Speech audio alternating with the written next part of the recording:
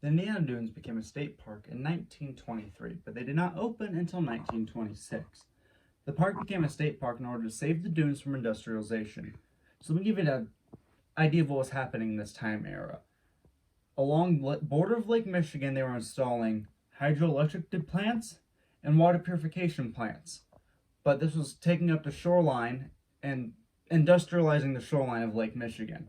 So Cowles, along with Thomas J. Allison and Jens Jensen, formed the Prairie Club of Chicago in 1908 and were the first ones to propose that a portion of the dunes would be saved from industrialization. Now, in 2019, Congress decided that the dunes would be made into a national park, making them the 61st and newest national park in the United States and a beautiful sight to see. As a Category 5 protected area, there are multiple threats to the Indiana State Dunes, such as litter and an increase in visitors at the park, making finding a parking space much harder. But the biggest threat to the park is a man-made threat that started in the 1980s. This threat is the zebra mussel.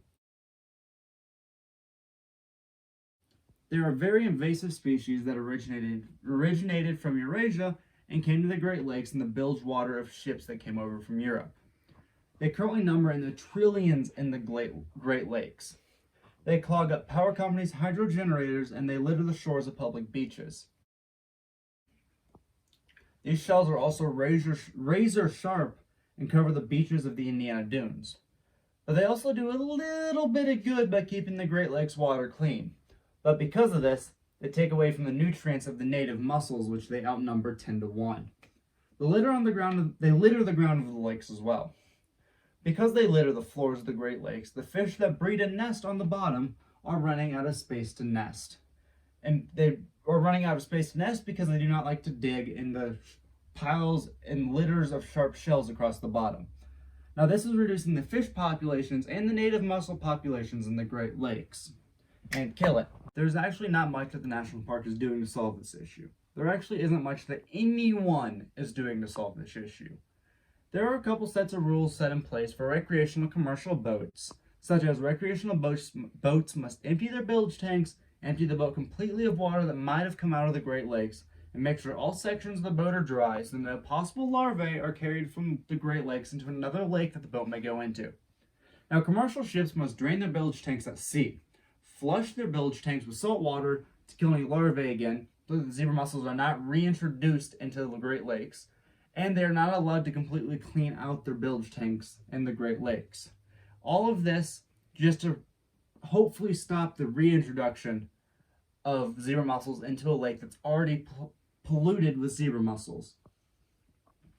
But none of this has really done much to control or lower the zebra mussel population throughout the Great Lakes. Now, kill it! The problem with the threat that I have chosen is there's not much they're doing to manage this problem.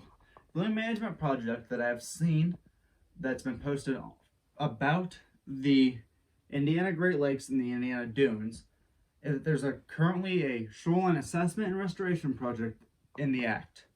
Now, the Park Services paired with the EPA and the Army Corps of Engineers to assess the shorelines of the park and brainstorm ways to restore the erosion problems.